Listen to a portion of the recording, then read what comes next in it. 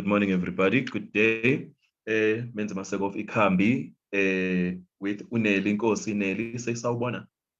Oh, hello. Sawubona, but we are not live. We're not recording it. We're just live. Let me live. Yes. Yeah.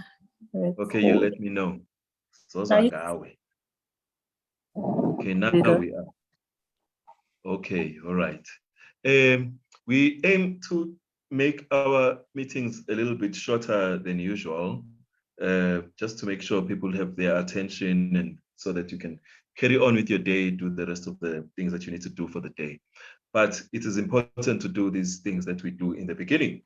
And then when we start, Nancy, who's coming in for the second time, she'll be giving us, we'll do a little summary of some things that we may have spoken about last week, regarding the book, Negotiations with Death, and regarding her practice as in yoga. Well, she already spoke about the introduction, how she got introduced into the yoga. But we want to go into the depth now. Yoga, what does yoga really do for an individual? And maybe we can stretch it to family and community and see how far these healing practices can take us. Of course, the background is about Set, this menacing, chaotic, disruptive natural force, which is called Set, in whose season we are in now. So ngicela siqale with reading and reciting together the pledge.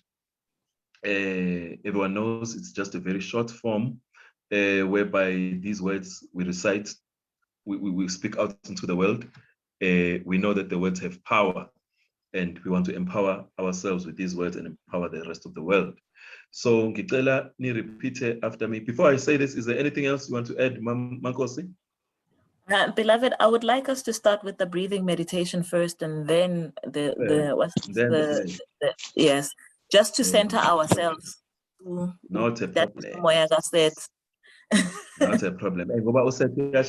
We know, we experienced last week. For those who don't know what we're talking about, this is the month of Ntuligas. In Zulu, we call it Ntuligas. Yeah, it's a month of a lot of disruptions, global, spiritual, physical, metaphysical disruptions. So we are here to center ourselves and find ways to navigate through the chaos. So we'll do a breathing meditation. We are not particular about how you are sitting, whether you are standing, leaning against the wall. Whatever you're doing, just be relaxed. And then you take a deep breath. Hold it into your body, into your chest. And then release the breath through your mouth. You take a deep breath again. Relax your shoulders. Ask the divine and the ancestors and all great spirits of light to be with you, your guardians. And then breathe out. We breathe in again. Deep breath.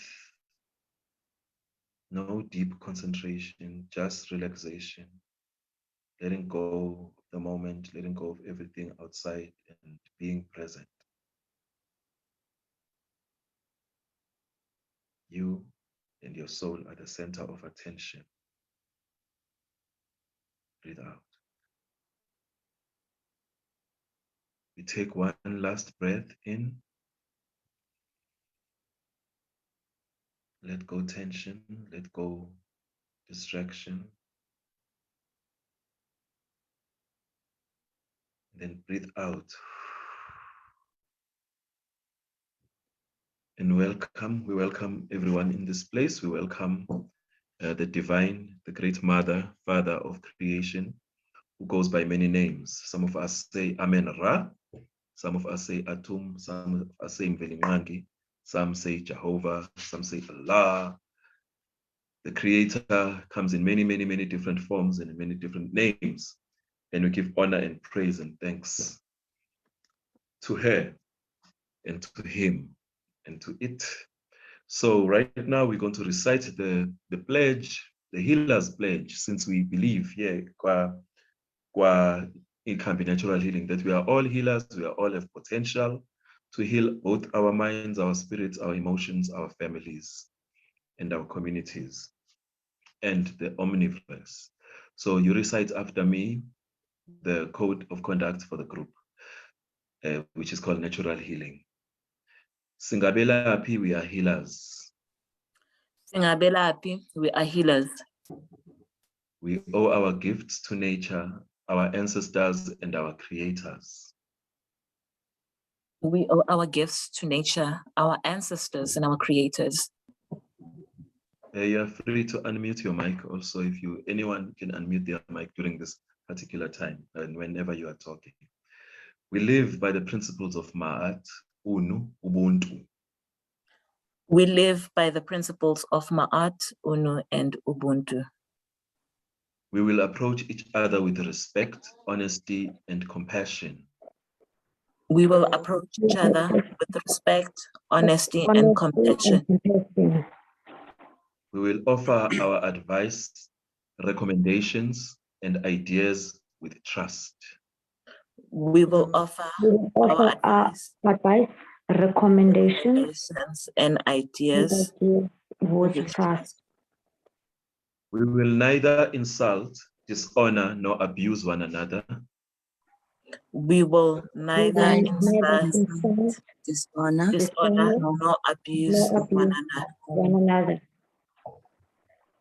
We will share, practice, promote, and raise awareness about natural healing. We will share, practice, promote, and raise awareness on natural healing. Healthy lifestyle and well-being. Healthy lifestyles and well-being. We will refrain from posting negative information. We will refrain from posting negative information. We will refrain from posting irrelevant information and falsehoods. We will refrain from posting irrelevant information and falsehood. Singabelaphi, we are healers. Singabelaphi, we are healers. Our gifts are a gift to humanity and nature. Our gifts are a gift to humanity and nature. We will give back to nature what it has abundantly given us. We will give back to nature what it has abundantly given us. Siyabonga kakhulu. For that, you can mute your mics now. And whenever you wish to say something, you are very free at any given moment to raise your hand. We know the Zoom protocols. You just raise your hand. There's something there at the bottom where you touch, you raise your hand, or you can also comment on the chat, raise questions on the chat, raise comments on the chat. It's a very free community, very free family where we are open to discussion, open to any question. There is absolutely no wrong or stupid question, none such. In fact, if the question sounds stupid, in fact, it might have the elements of wisdom. We know not that we are promoting stupidity. We're just saying that when you feel like, might be a stupid question, I won't ask it. Don't feel that way. Just shoot. Ask your question, and then we will try, all of us together, to respond, and we will also give our guests, our special guest Menzi, a chance to respond to those comments and questions too. So welcome. We are in the season of Set, and Set, I won't describe right now, but I would like to introduce perhaps our speaker first. Nancy Sawubona, greetings Nancy. You can greet in your language, in the English, or any language you feel. Greetings, Nancy. Even do it in Chinese. What? She can even do it in Chinese. She can even greet us in Chinese since she's in China. She can greet us in Chinese since she's there. Honor the people of the land she's at. Nancy, you here with us? Where na Buledi? Are you there, Buledi? That's her surname. She's having a bit of a problem today, challenge with her network. So I'm hoping we still have her. She has a lot of wisdom. She's caring for us and a lot of knowledge that we need from her. So we are hoping. You lost me again? Yes, we've lost you. Are you speaking? Try and speak again. We've lost her again. Okay. No, but Oh no. Can you hear me? We can hear you now. Yes, we can hear you now. Oh, that's interesting. Okay. You are black. Okay, I think I will stay on We're the just saying Wi-Fi greet the on people. the LAN cable. Oh, okay. You were using an external. Okay. We're just saying say hello to everyone. Yes, I was using the cable to see if that's going to help. Oh, yes, I Okay, did okay. already, but clearly I wasn't online. Sanbonani, Nope. greetings, Bella, and someone said I should greet the land that I'm on in Inhao. Thank you for having Ni me hao. again. Okay, we are happy to have you again. Without further ado, Nancy, can you please tell us who you are? Who are you? For those who are tuning in for the first time. When are you born? Nancy Buledi Ramaisele Munya is Tlogolo Sadiklo Ditlogolo, Damo Mabel. So for those who don't understand, I just said my name is Nancy Buledi Ramaisele Munya, and I am a child of the elephants that hails from the north. I am a certified chemistry yoga teacher. I am a language teacher where I am currently, and I'm also a published writer of an autobiography. And I also write a lot of very controversial articles, either on spirituality or other social issues.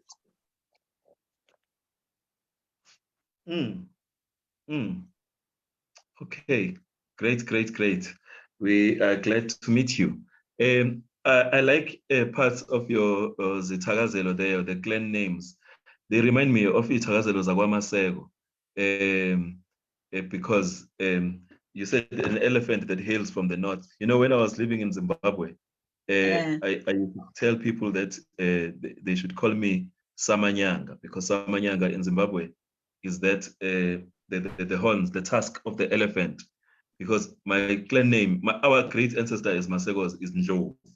And if you read the history, they say it's a Njovu that came from the north. So there's a possibility that you and I might be relatives. Very possible.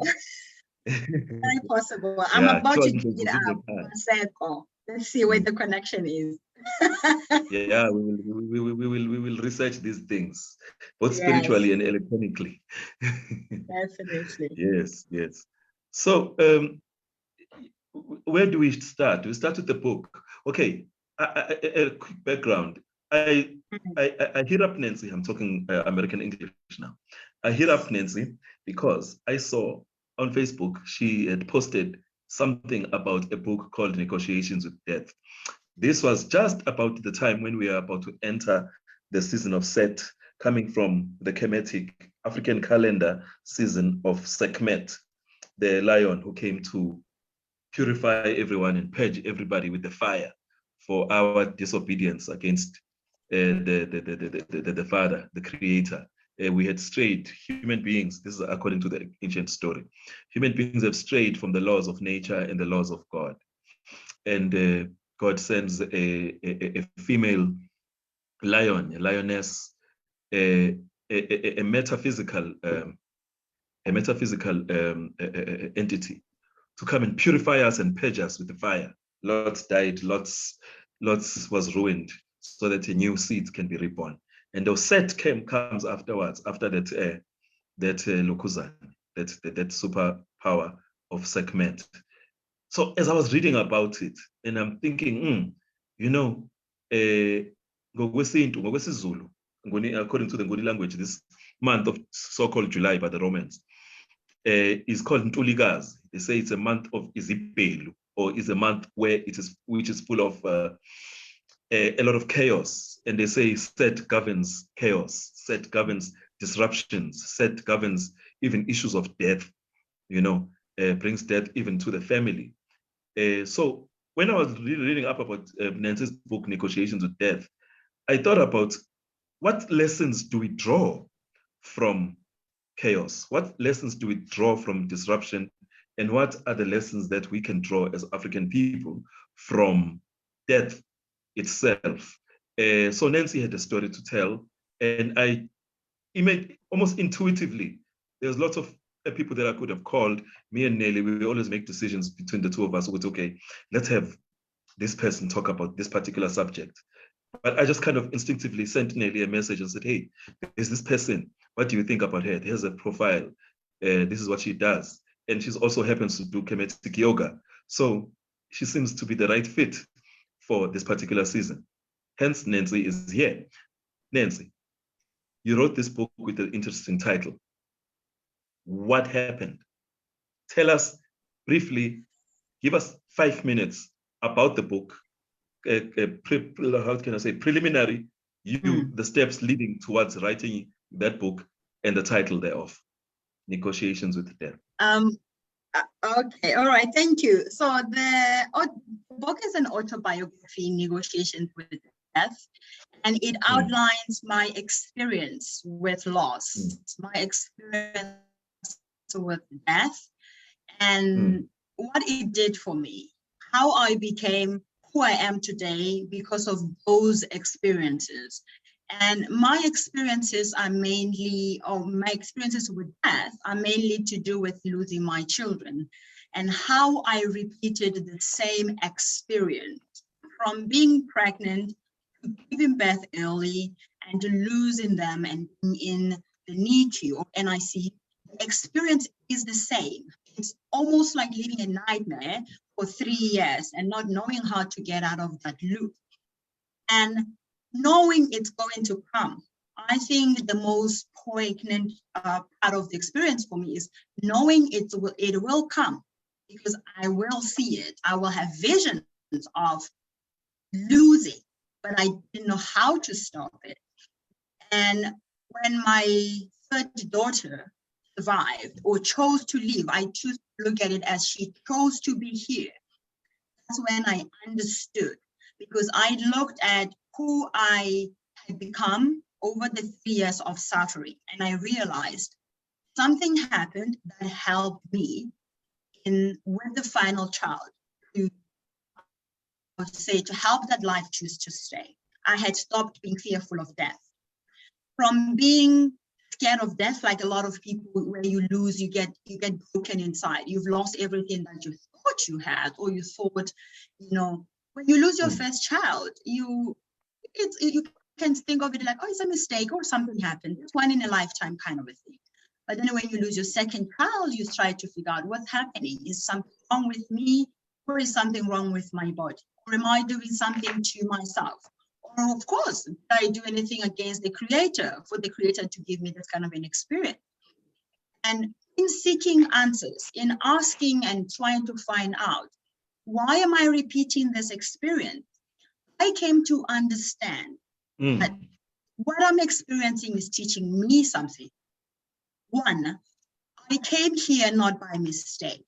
My experiences here, somehow I have a hand in choosing them. Must be a reason why I chose to have that kind of an experience. Why did I become born in a time or in a space that will allow me to lose my children? And why do I even stay in the same experience? How do I, when you're in a loop, you want to find the door.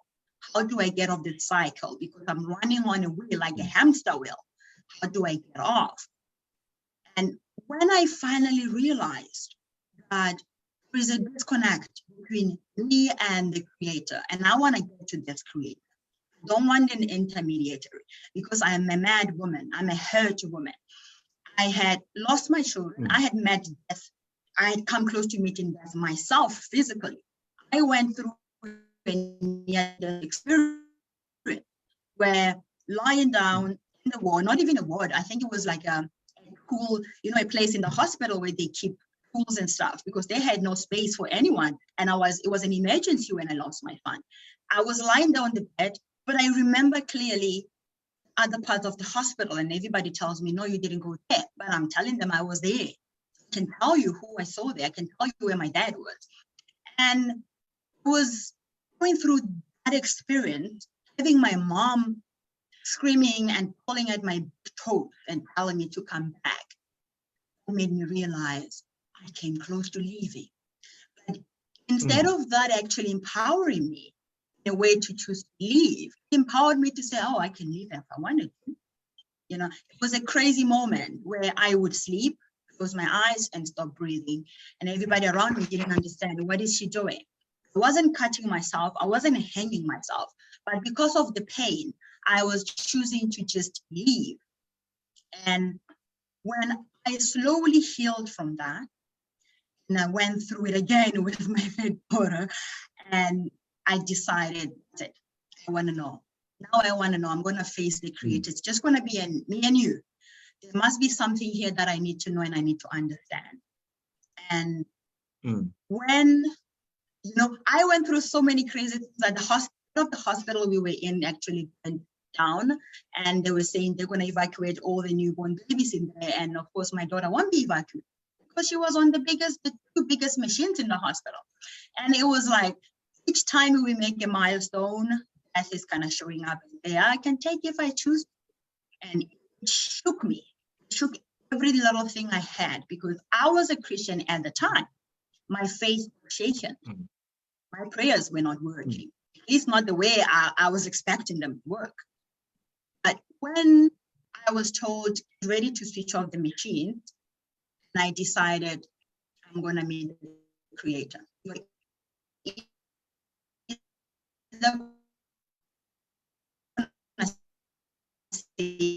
His life, or you're going to tell me why you're going to want to know. And I prepared to let her go, and there was not even vein left for them to draw blood anymore. And I went to her and I said, you've been resuscitated every 3 hours. She even released meconium 3 months after she was born. And I said, that's enough. No, I will allow you to leave if you want to leave. Keeping you here for me is very selfish. If you were meant to come here for a short time to teach me something, you can leave and I will take it. And of course she didn't leave. That's the moment when she sneezed. And when she sneezed and her numbers on the screen, her oxygen saturation began to go up. And all the doctors were not understanding, how did it happen? Because she's been on intubation for 23 days. She's been on nitric oxide for about the same length of time. And she was actually an experiment with nitric oxide. They had never put a newborn baby on nitric oxide. And of course, everybody was like, rename your child. Change the name and name her Miracle. And I named her Asante, which means thank you. And that was because she saved me. She saved me and she taught me, why did death come to me? She showed me death is a teacher that is not going to leave until you've learned. And when I finally said, I have heard you, it never repeated itself again. No, thank you for that. Thank you for that.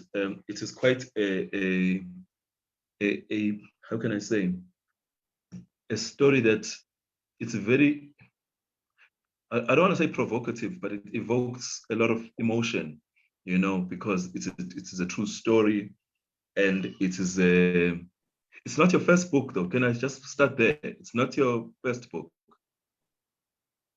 Yes, this is my first book. Initially, I've been publishing articles, but this is a first book. Oh, you've been writing articles, and I saw some poems and some things that you've been doing. Okay. Yeah. But yes, I've also published poems. None of them close to this. Nothing close to this, no. Okay, yes, I get it. But it seems quite interesting. Can I just throw a little spanner in the works here? There is you say that they were experimenting to help your daughter come back to life. They used nitrate oxide, which was an experimental, I wouldn't say drug or chemical at that time. Now, if you think about nitrate oxide, I was thinking of I don't know, I'm not very great at what do they call it, chemistry, but there's something about the chemetic deities, there's something about the chemetic supernatural powers that actually can be equated to what do you call the chart, the chemistry chart? The element. Yes. Exactly. The elements. Table. Yes. The elements of the table.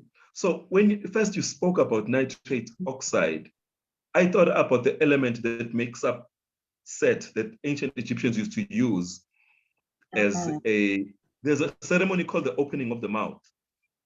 And in this ceremony called the opening of the mouth, I'm sure you may have heard of it. Yes, I have. Yeah, they speak about it a lot in the book. Some of the books called the books of breathings and things like that.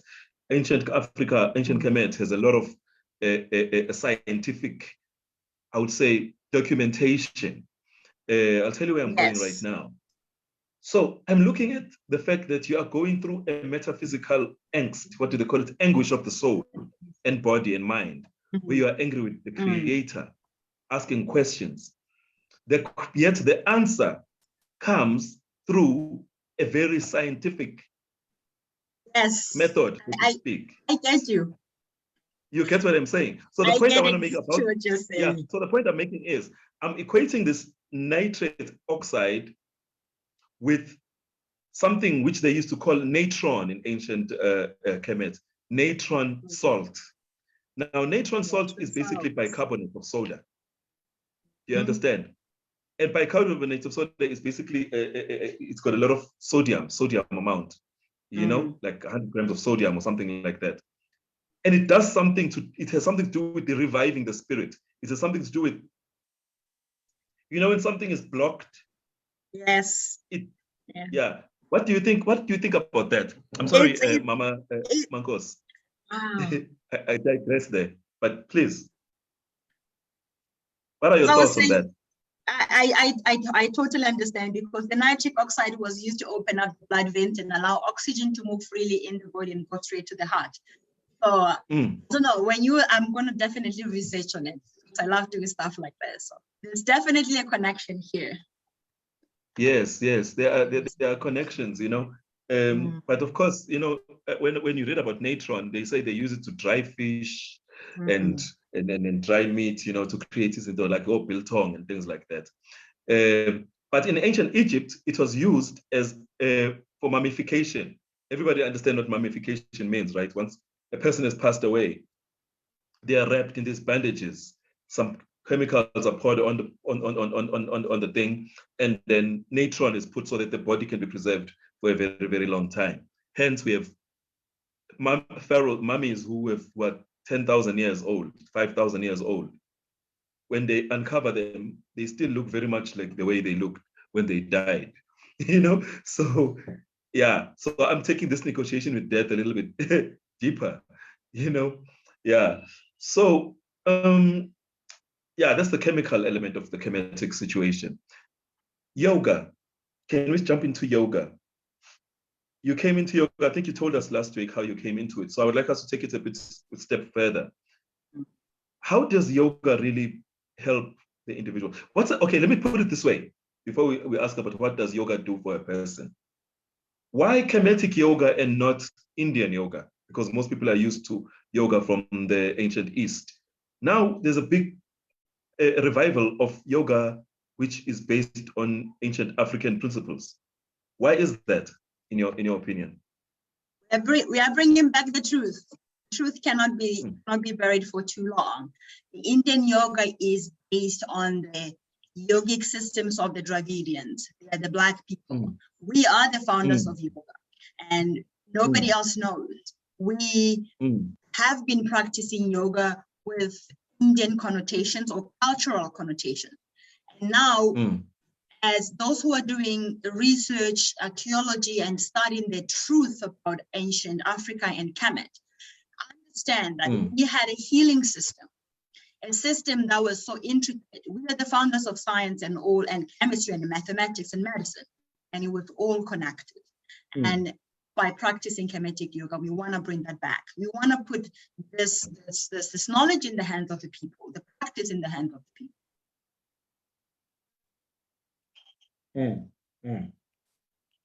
We are bringing it to the people.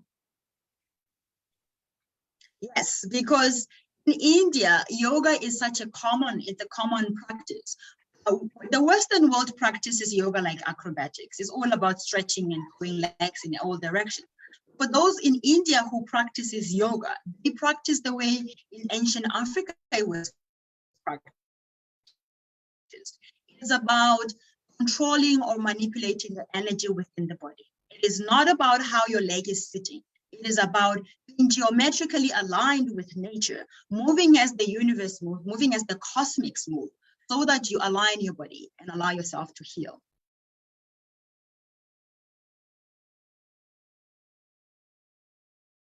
You said move, please repeat that again. You said moving as the universe moves.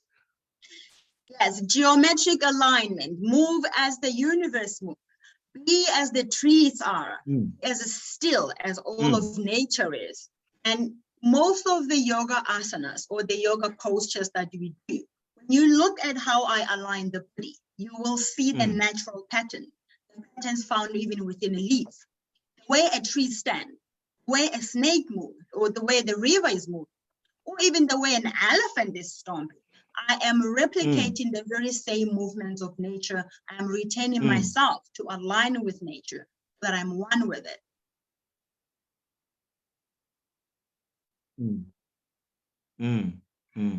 I like that. I like that. I think Nelly has a comment or a question. Please go ahead, Nelly. No, it's actually a comment. I'm just reminded about Your something. hand is raised.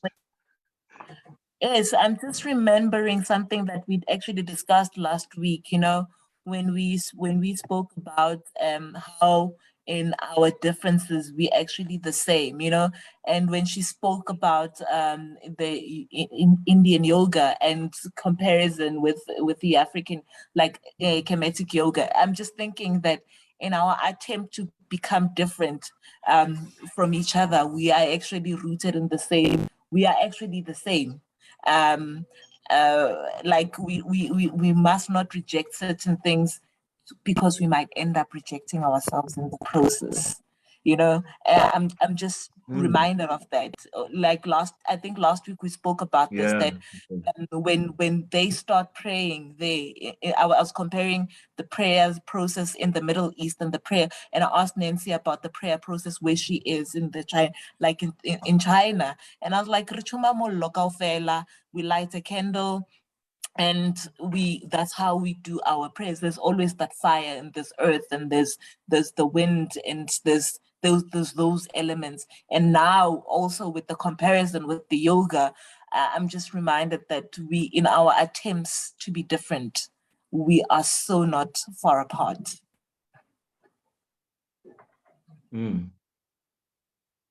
Yes, yes. I think Nancy touched something about, she touched on, I don't know if I'm on. Yeah, she touched on something about the elements. Can you recap that a little bit about the 5 elements? You know, some say it's 4 elements, some say it's 5 elements. Does prayer have anything to do with that? Or even yoga itself? Yes, yoga has a whole lot. Uniting of the different elements. Yeah, yes, it has a whole lot to do with yoga, as well as, you know, how we pray, because there are certain elements that correspond with earth. We use that, or we refer to that for grounding purposes. The element that responds to fire, we use or refer that to fire something with energy, with passion. And then we also use the element of water, for example, for cleansing or for movement. And we also use other element. What is the other element that I'm missing here? Fire, water, the wind. element of air, and that is the stillness. That is the element of being moving with the wind. But here in China, they have 5 elements. One element, this is used for people who are familiar with, I'm looking for the words, occult. People who are familiar with occult practices of the West or anywhere in the world. Chinese system is very similar. When they refer to the fire, they're referring to the intention of the person making the prayer or seeking to have a communion with the Creator. And then when they refer to the wind or the element of air, they're looking at the imagination, how you use your imagination to achieve what you want. Prayer, because prayer is a process of bringing to life what is that desire within yourself. And then the water element, that is where your attention is, focusing on that which you want to bring to life or the prayer that you have. And the last one being the sensation, the F, the grounding element, the feeling. The secret in all of these elements is the power of manifestation. When we pray, we can repeat whatever we want to repeat in our mouth. But if we don't have the proper intention, the imagination, the sensation within the body and the attention, it will not manifest. So that will be prayer unanswered. So that is the element of, or the aspect of the elements as I've learned to use them here. Whereas in most indigenous communities, they refer to them as, revere them, their natural element. We respect nature, but the truth behind them is much more powerful. People who study occultism is really, really a powerful practice. Oh, I think I've lost Brother Menzi. I'm not sure if I'm still online. Sister Nelly? I think we may have lost, no, he's still here, but he lost audio. Oh, I see. No, No, he's back now. I got knocked out there for some reason. I was out. Excuse me. So I didn't get the last 2 minutes of what you ladies were speaking about. But I'm back now. Sister Boledi, can you please just quickly summarize for him? Okay, all right, not a problem. I was talking about the elements as practiced here in China, or as I've come to learn them in Taoism, as well as what I have learned about how they're used in other indigenous practices. In most indigenous practices, the element, the earth, the fire, the water, as well as the air, are revered as part of nature, as powerful natural, I'll say, processes or systems, things that can be used to represent a certain aspect of ourselves as well. But in Taoism, they're actually a form of ensuring prayer that's answered. Many people, we pray, we say the word, but without the proper alignment of all these 5 elements within ourselves, the prayer will not be answered. Usually gets answered as a mistake. It's just happening, we don't know how it happened. But it's actually a scientific process that can be repeated over time if you learn the process of how the prayer gets answered. And people who study occultism or even in Taoism, they will know it as the spell work. You are spelling, but it doesn't matter how many times you repeat your spell. If you do not have the proper intention, imagination, attention, and then sensation within the body, you will not incarnate that spell. So that's how it is practiced here.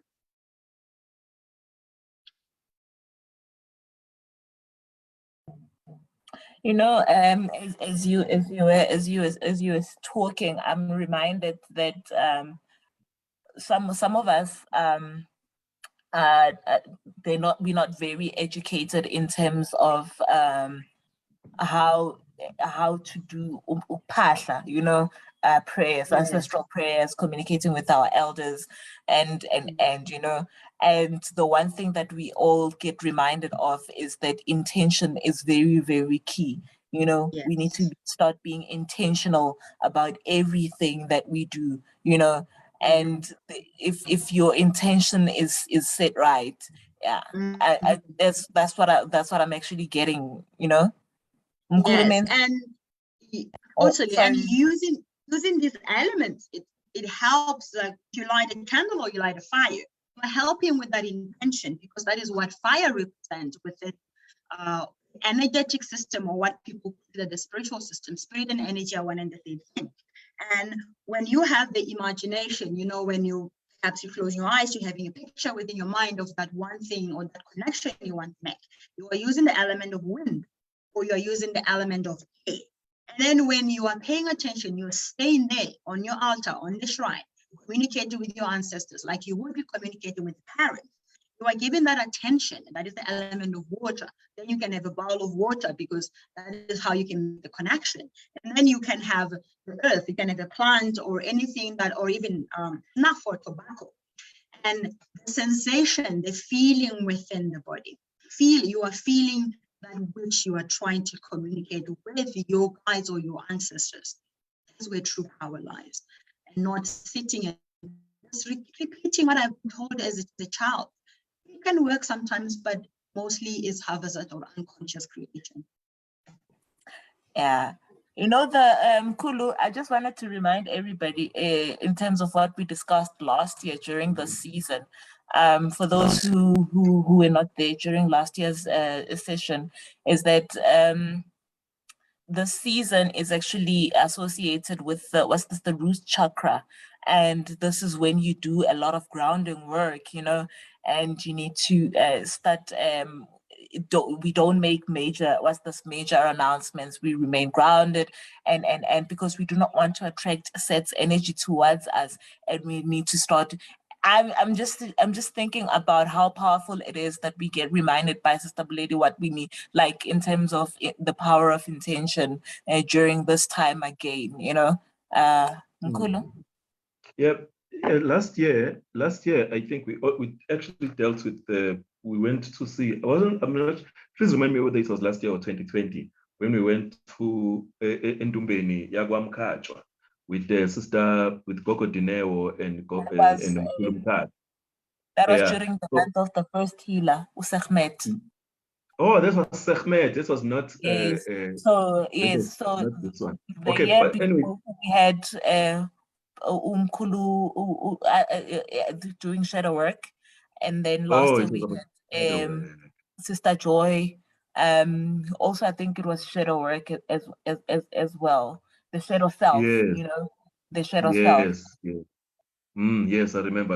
I made a mistake there, because I don't know if you're thinking about the elements. I'm thinking about fire all of a sudden. I'm just seeing the fire part. Yeah, it was segment, definitely.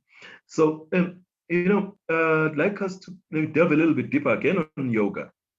You know, we are talking here very easily about ancestors and all that, and energy and elements. But to a person who's a novice, who has been taught that anything to do with ancestors has nothing to do really with God, in their conception of what God really represents. How do you help a person who is let's say in the mainstream religions, whether Islam or Christian or any of the mainstream religions, or even traditional African? How do you bring a person like that into yoga and show them that they have not neglected God just because they've entered this particular space? I'll give you an example of my mother. My mother, she used to say, like, in Dabazo yoga, you're opening up space for demonic powers to manipulate you. So why are you even opening up that kind of space for yourself? You know, for people who are like, for my family, burning in Pepo is taboo. You don't burn in Pepo, it's for Amajos. So we don't deal with the Amajos here, we deal with the Messiah, whose name is the Savior, who's Jesus. You know, we don't deal with that. Another family may say, no, Tina Muhammad has given us everything. It's in the Quran. That's what we do. We don't do anything outside. How do we deal with that kind of cognitive dissonance? So this is actually what I'm trying to do at the moment, because I'm realizing the fear. A lot of people have the fear that when they are practicing yoga, they are worshiping some Indian gods, or even with people who are within the traditional African system. They feel, like you say, they are opening up certain portals or channels to something to come and manipulate them. Whereas In actuality, this is you waking your body up. You are waking up the energy within yourself, because most people who are within rigid traditional systems or even religious systems, they are putting the creator outside of themselves. The creator is sitting on some space away from us, and therefore we must do something to make that connection. When actually yoga reminds us the creator is right within. When you are doing yoga, you are giving yourself time to make that connection with that creator or that aspect of you. You are supposed to be created in the image of the creator. You are coming from that one source. So if you are practicing yoga, you are not opening a portal of something evil to come in. You are re-energizing yourself. When we are doing yoga, we control our breath. We slow it down. We put our tongue at the roof of the mouth, certain asanas. Or we move our bodies in specific ways. The most powerful thing we do is the breath work during yoga. When you are breathing slowly, you are slowing down all the processes within the body. You begin to hear. Now, when you are breathing with your nose, we absorb life force or prana through the nostrils, right? When you are breathing through the nose and you are absorbing the life force, you can then use your belly, the stomach. That is where the key to control the mind lies. It is not in the mind. People think they can meditate and tell the mind to shut up. The mind is meant to be regurgitating information all the time. It can be switched off by the stomach, which is quite crazy for a lot of people. The yoga is a process that helps you. You practice to control your breath, and you practice diaphragmatic breathing or belly breathing to help the mind go off. When the mind is off, there you can meet God. That is what I'm trying to get a lot of people to understand. To meet your creator, switch off the mind. You can't switch off the mind without a consistent practice, and yoga is one of those things. When we go into trance, when I'm beating a drum or somebody's beating a drum for me and I'm going into trance work, what happens in that space is mental processes get suspended. That's why I can go into trance. Yoga can do the very same thing without being dancing or having a drum. You can go into the same space, and doing this every day means you are higher vibrational. For people who understand energy, you are higher vibrational. You have lowered down or slowed down your breathing. Not only does it help the body heal, it also helps with clearing the mind. This is something I'm trying really hard to pass, to get through to people. It's not very easy. No, I feel you. I get you. I get you 100%. Yes. Thank you. Your answer was quite brief, but very elaborate. And I think it clarifies a lot of questions that one might have regarding the place of God, you know, and the place of spirituality that is, I would say, rigid in the whole thing of, you know, people call it the new age. There's there's labels, yes, you know, for everything. But at the end of the day, there's knowledge. There's other labels, or there's knowledge, real knowledge, and there are places to get it. I'd like to ask our members, audience members, to state their questions. Are there any questions? Does anyone have any clarity-seeking questions at this moment before we head to our last 15 minutes, I will say, of this conversation? Anybody has anything to say? I'm not sure if there's any questions on or comments in our YouTube, what you call it, on the Facebook. Excuse me, I switched off because the network is also bad. We don't have any comments at this stage from Facebook. It seems like Brother Zamalek is raised their hand. Okay, Hersai must can speak. Before he does, can I just read up just two things from the Sacred Magic book? What does set actually stand for? And then I will take Brother Zamalek's question or comment right now. Someone's phone is ringing. I don't know whose phone that is. But okay, it says here some of the principles. The principle of set is fixation. The energy dynamic of set imposes physical restraints that may inhibit free movement and thought. His influence brings conditions to a standstill that may require extended periods of remedial action, such as repeating efforts. This reminds me of yoga and repeated breathing, the whole spiritual exercise. I always tell my children, or not just my children, children and other people, that there's joy in repetition. I took it from a song by Prince. There's joy in repetition. The more you repeat something, it becomes a habit. Now you must find habits. You must repeat things that are actually conducive to your well-being. You repeat things that are good for your health and for your mental state and all that. So SET does that. If you're experiencing bureaucratic delays and facing opposition. However, his own powers may have limitations, and will subside when natural laws are obeyed. This says something about what Nelly was saying. SET may assist in health matters that have been misdiagnosed or disguised by symptoms. He allows conditions to present themselves openly. I will read the rest later. I want to allow Zamalek to speak. Please speak up, Hersai. Oh, greetings. Can you hear me? You are clear. Yeah, but you are quite clear. Oh, yes. I wanted to ask about, but it's a clarity question. Do we consider 4 elements? Because in the Dogon system, they say there's about 8 elements of life, and they abstract to others. One of them that is abstracted, it was discovered 3 years back by scientists in the North Pole. And one of these elements is its form of existence. It's a stone. It's called a blue ice stone. It's just a blue topaz stone. And it consists of nitrogens, elements that don't exist in our planet Earth, but outside the galaxy, meaning in the spheres of the space.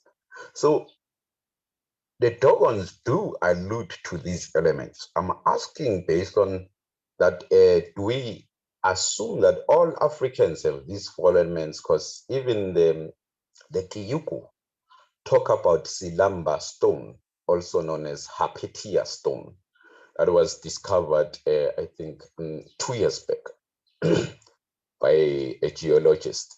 And this stone consists of elements that we don't have. And apparently, the Kiyuku talk a different story. And they talk about the 108 elements that are in those stones. So my question is based on that. Do we say there's 4 elements really? Do we utilize these 4 elements? And to the part continually of the alchemist, I wanted to allude that does anything relate to the Pandora box or Pandora with the situation of opening all the evil? And then when opening all the evil, when she opened the box, it opened to all the evil. And the box was good when it was shut. Does that relation has much to deal with the stomach being the shut of everything? Because when you open to the stomach, it does have the gas part of everything. But it's just a question clarity sake. Understanding that when you breathe with the stomach, you are breathing through the still process, and the still process does influence the mind in some sort of form, and it does influence the spirit. That's great. My response is before a response is provided for that, I just want to throw a spanner in the works, because Brother Zamalek, that's a very valid question. I think it's also aligned with when we speak about chakra points. We always say 7, and then they're not. There's more than just, is it the question that he asked? Are we limiting the number for the sake of those who are still trying to understand, or is it I don't know. Yeah, when you respond, can you please also clarify that? Okay, I suppose that was directed at me. I will start with what Sister Nelly said. We teach the chakras to be 7. We know them in African Kemetic sciences as 9. And there is actually a whole lot more of them.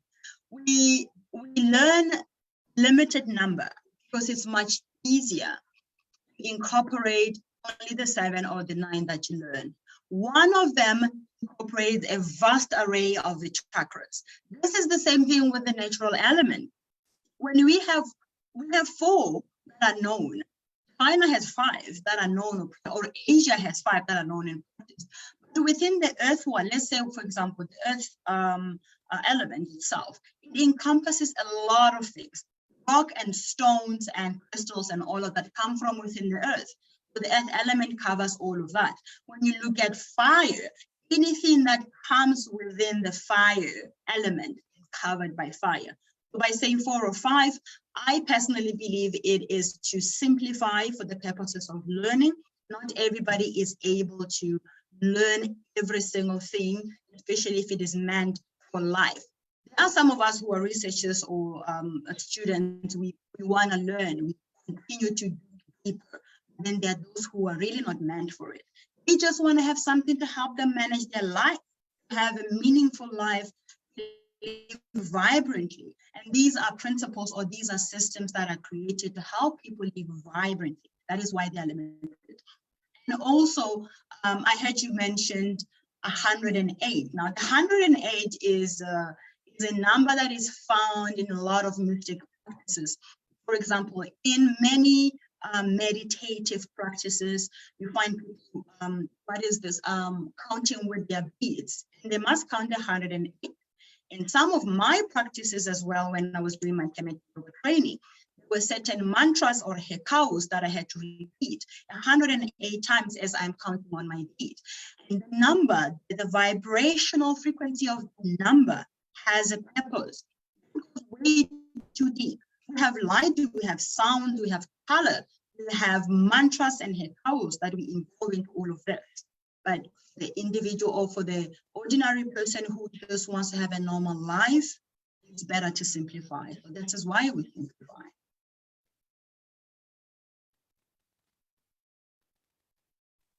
That is so beautiful, my lady. That is so beautiful. You know why it's so beautiful? You reminded me when you say 108. It just linked again to the chemistry board by explaining that in the chemistry board, they say the organic neutral, it must be hydrogen. And the rest is 108 elements, meaning 108 elements that makes the chemistry board. And then there's 5 new ones that are discovered, man-made, that are called through these scientists that we have. This is a commercial chemistry study. So when we say there's 108 elements, it means water is one of them. As earth you have identified, it has its own vibrational frequency and heights, it's, you know. But now these other elements, why they are not involved in our spiritual practice? Because when we get to the Zen, the Taoism had a jade as one of the particular, what we call secret element, also known as Mwanjiang. And then in that jade, they said it consists of other elements and it consists of other geological alliance. While we say in the stone there's elements, the stone is studied with its environmental nature and its inhabitants. Some of the stones we have, they are not from here in planet Earth. They trace from outside, which means the depress of the metals that come to planet Earth. So we already identify these elements as other elements, and these other elements, all of them, they are made to 108. So why one will use 4 rather than the whole entire 108? Like nicely, that is why I say it's nice that you remind the prayer. I have these prayer beats, it's called Motsapi. It has 108 beats. And then these 108 beats, they have recitements, different recitement. And then these recitements have elements, not exchange 4 elements or 5 elements, but they have elements, individual elements that you can relate to in a chemistry board. And you can relate within this Dogon that I've alluded, that you can relate within the Kayuku, you can relate within the Africans, the Zulus, because I never named other people's existence. They do have these different elements. So my question is, it's based on what Nelly has said, But why do we have to use these 4 elements? Is it not the limitation? And it goes to the way Baba Mzingisi normally talked, and the way Mkulu Credo Muta have said it, that we try to learn from our outside countercept. That is good, but we forget that they are limited. Their spirituality, it is limited towards how we have viewed things. Our world, it's beyond. Example, I will just end it with this example. Our typical example, when we talk about death, in a Christian content, they will tell you about death, the first death, the physical death. The second death, it's a spiritual death, meaning you'll suffer from hell or you'll be part of the people who are singing in heaven. And then there's a content in other people who will say there's a death of coming back, which means you'll go in that particular archive of sacred spirits, and then when you are given a chance to come back because you have learned something, you'll come back. You get that from Hinduism, Sanskrit philosophy, and you get that in other spiritual paramism. They practice the same thing. But now in Africa, same to Greece, they have 1, 2 deaths. But in Africa, they have about millions of deaths, that you are told even in the death, there's a death. Even in the death of the death, there's a death. There's legends about that. There's stories that break down all the millions of death and these different experiences. And they don't talk about incarnation in African spirituality. They talk about incarnation in a different content. So that is why I say, this is how I end it. Do we limit ourselves? No. Must we ascend high? Or do we continue to keep the 4 elements? Brother Harris, am I correct to say you're an alchemist? Am I correct? There's no problem, my lady. There's no problem. You can call me whatever you want. I'm just an average person.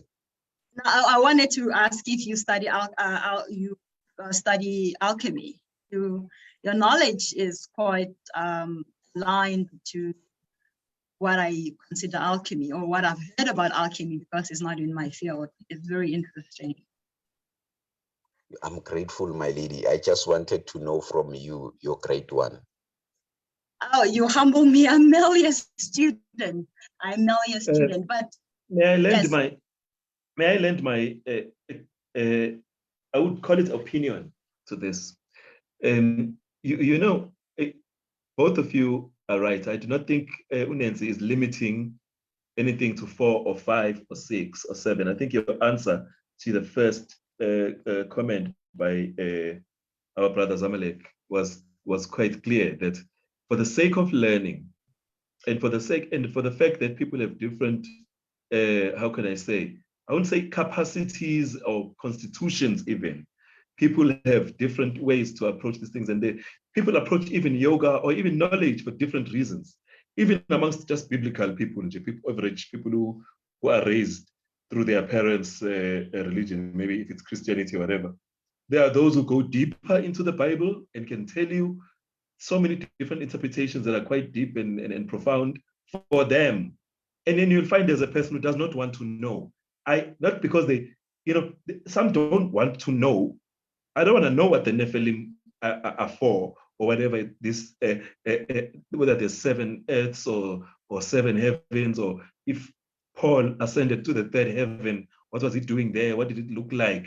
And then there are those who want to know those things. The 5th element, the 5th, and the 7th or whatever. So it is important to understand context. The context for me in almost every discipline is very important. Context, perspective, and also this thing called personal choice. There's choice in many fields, but there's also a level where people, maybe they say you're going through an initiation, and your initiation requires you to work with water. I'm making an example.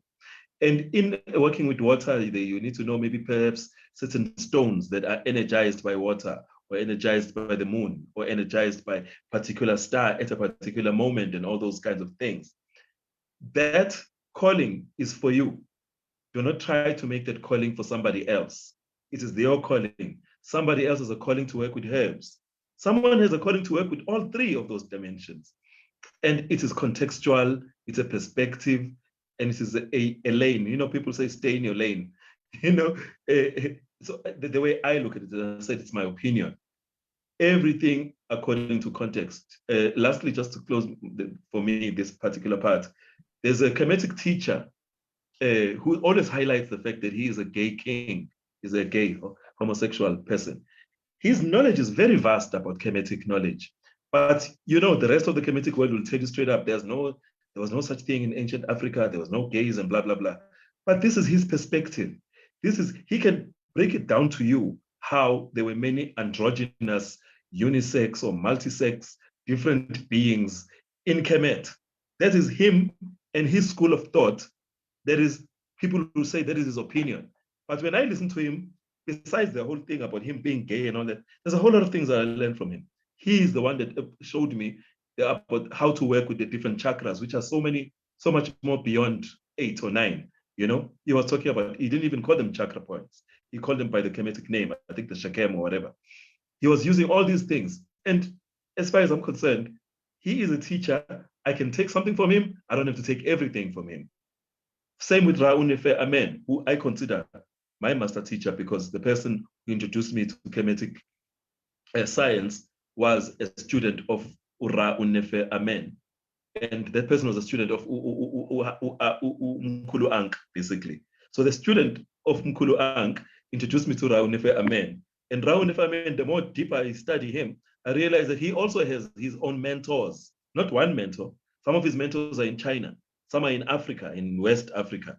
Some of his mentors are elsewhere. And some of his mentors are ancient Egyptian, you know? So at the end of the day, this knowledge, I don't think it's a contest, competition, or that we try to limit anybody, but according to one's fancy and according to one's need, my opinion is that approach it, use it, Yes. and grow from it.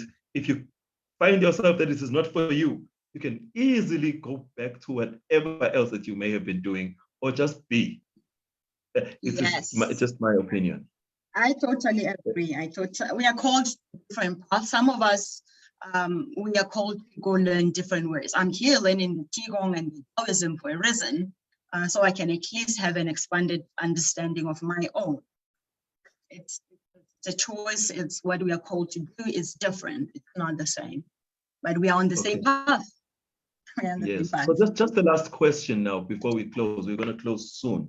I would like to ask if there's anybody else who has any other clarity-seeking questions after I just make this quick comment.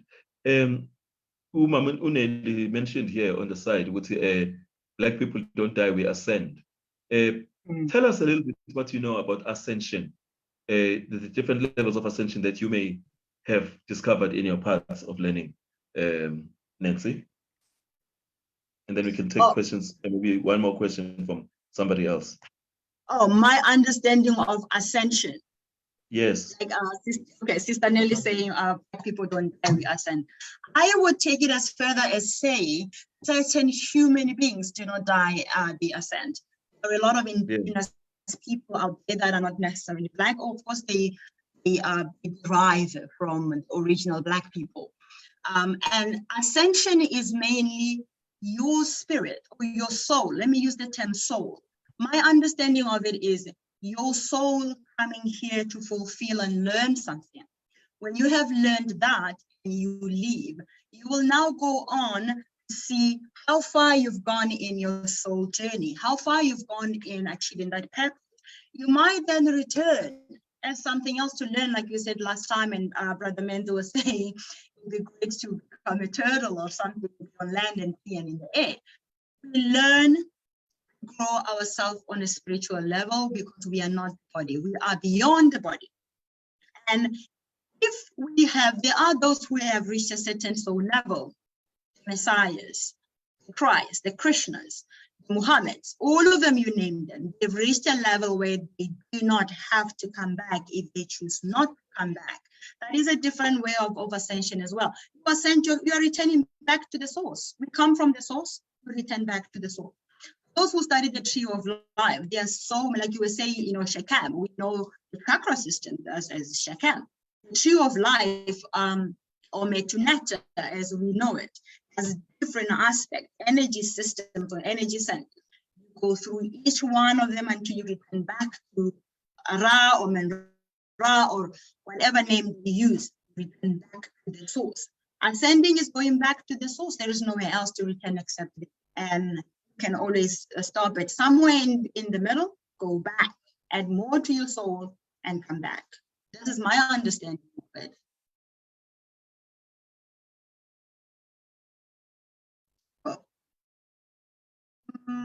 Okay, I cannot hear you. I was asking if Nelly has anything to say. Mankos. No, I was saying that Brother Menzi probably hasn't muted because she was saying she can't hear you. Yes.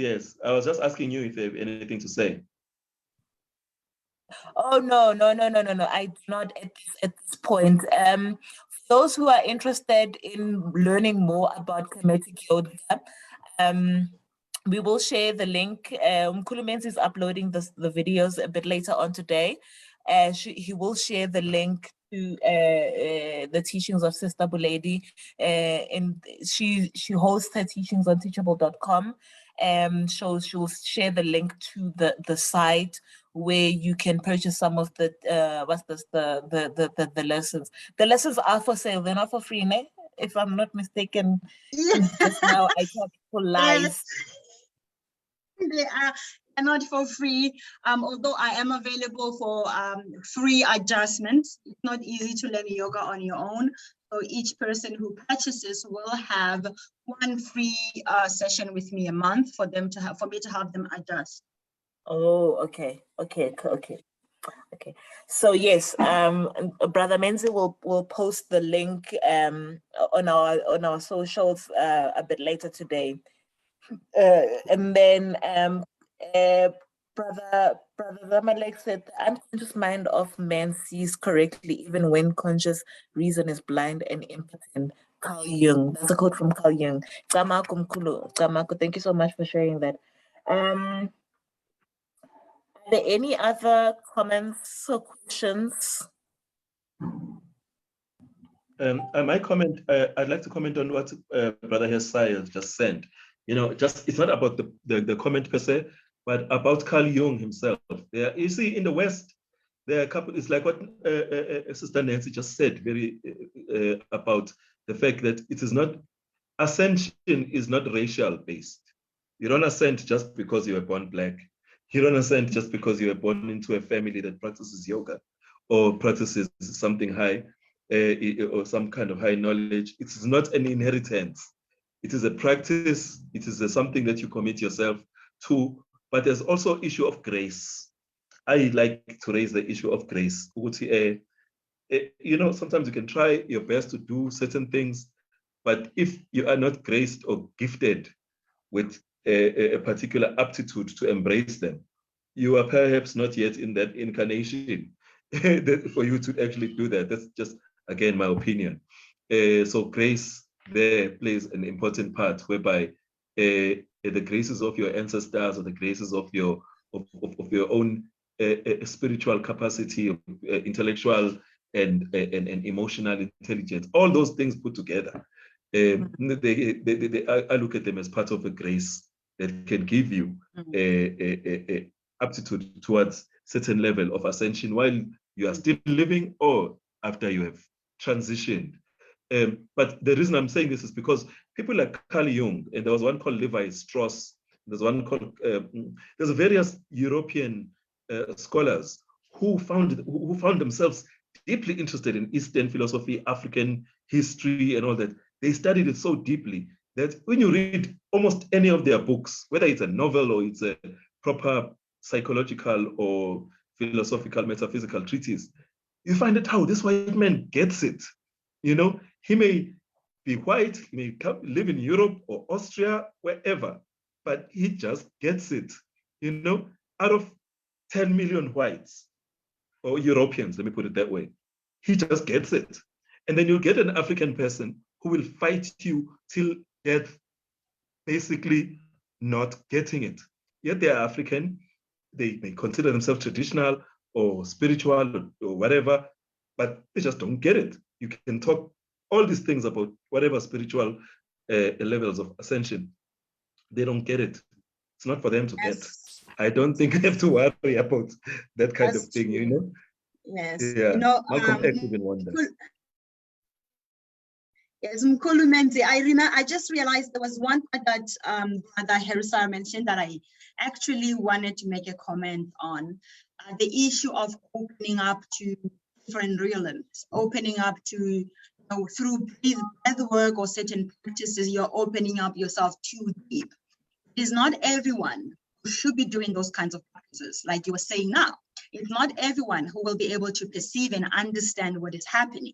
If someone does that practice and goes through a different experience and they come back crazy, they've lost their, well, I'm crazy. I think many of us who go on this path we've lost part of our minds. But I mean, coming back with a broken understanding of reality to the point where they're not able to live with society again is not a practice for everyone. I've always been the kind of person who's interested. That's why my autobiography is called Negotiations with Death. I have no boundaries in my desire to learn. Only boundary is causing hurt. So I do not have fear of venturing into territories I have no understanding of, because I want to learn. There is that desire to learn. So that's why also we simplify so that we bring health and well-being to those who have a different purpose here. And the rest of us who wants to sit in caves and meditate for 100 days without food, then we can continue to do that. It's what we are called to do. So it's not for everyone. Absolutely. That's it. It is not for everybody. But at the same time, he raises an important point about, so I hope I'm unmuted. Yes, you are unmuted. Everyone. Oh yeah, just in closing, he raises an important point about limitation. Let us not limit people just because we suppose that people are not ready. So information, the way I look at it, is free. It's open. We are living in a society which is called the knowledge economy right now, the knowledge society. Few years, 20 years ago, they called it the information technology society. Now, it's actually fully the knowledge economy. Any knowledge that you want to do anything, you have it. You can get it, you can go for it, you can concentrate on it, you can master it, and you can go to town with it. Or you can just leave it alone. So there's no excuse, and there's no one who's limited to anything. Once you discover there's 4 elements, and you go and study about the 4 elements, you realize, oh, out of these 4 elements, there's 8.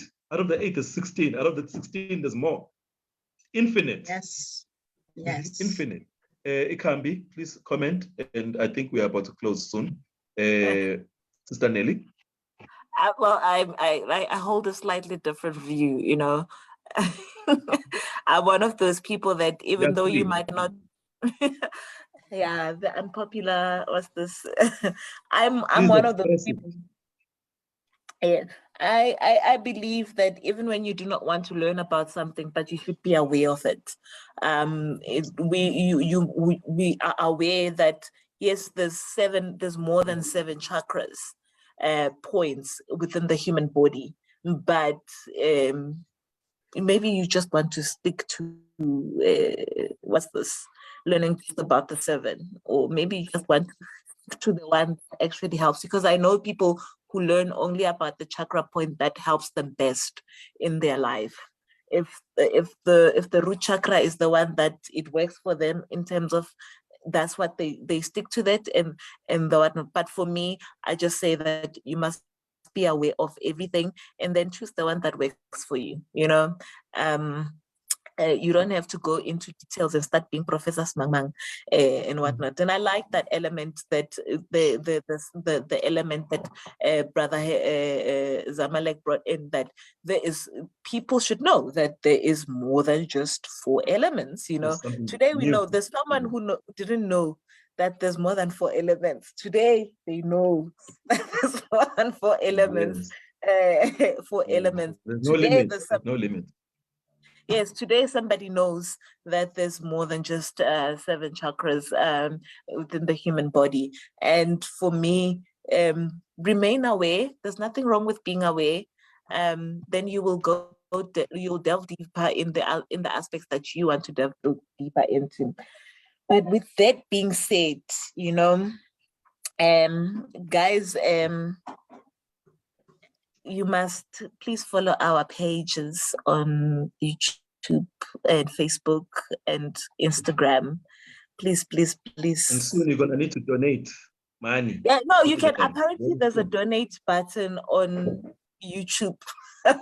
There is, if you like what we do and you want us to see, and you like to see us continue, please do donate. We welcome donations, and we also welcome acts of service as well. Those are still donations. As fun nabantu abang amgeli acts of service as a form of donation. That's the most valuable donations that you could ever provide. You know, the sharing of your knowledge, acts of service, and you know, skhulisane singabantu.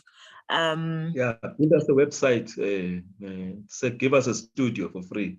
Things like that. Or actually teach us, because I saw, teach us how to do certain things, because with the technology advancements, you'd be like, hey guys, let's move away from Zoom. Other people are doing this. Can we use this platform instead? You know, but yeah, yes. We also welcome acts of service as a form of donations. Let's keep the platform alive. We do this thing for free, but it also costs money to keep the platform up and running and sharing, to also maintain all the socials as well. Any parting words, closing words from, I think Sister Buledi has she spoken of parting words. Who else spoke? Is it Brother Zamalek? Parting words. I think we should start with Brother Zamalek and then Sister Buledi. I don't have any parting words. Do you have any parting words, Khulumens? I give thanks. Okay. I do have parting words, but I will have to scrabble that book because I wanted to read a quote. Though, what I can say is that through enlightenment, one has to meet the occultist alchemy. And to meet the occultist alchemy, one has to sacrifice everything they know, meaning you have to die. Thank you. Thank you. Nancy, who's our guest, should have the parting shot. What would you like us to know as we say goodbye to you for this season? Oh, I was about to type, Brother Herusai, I might have to come and learn alchemy from you. I find your knowledge quite interesting. My parting words would be, like Sister Nelly said, be aware, be conscious, and follow the calling to learn what it is that you need. And it will always come. Some of you here might be interested in climatic yoga. Perhaps this is why we are here. And I am interested in alchemy. That's why Brother Herusai is here. So follow, be aware, and then follow that calling. It will lead you where you're supposed to go. Masibonge, nibe nosuku oluhle, blessed Sunday, and thank you for Ikhambi. We shall be uploading everything later today, all the different videos that we have not uploaded for sessions. Peace and love.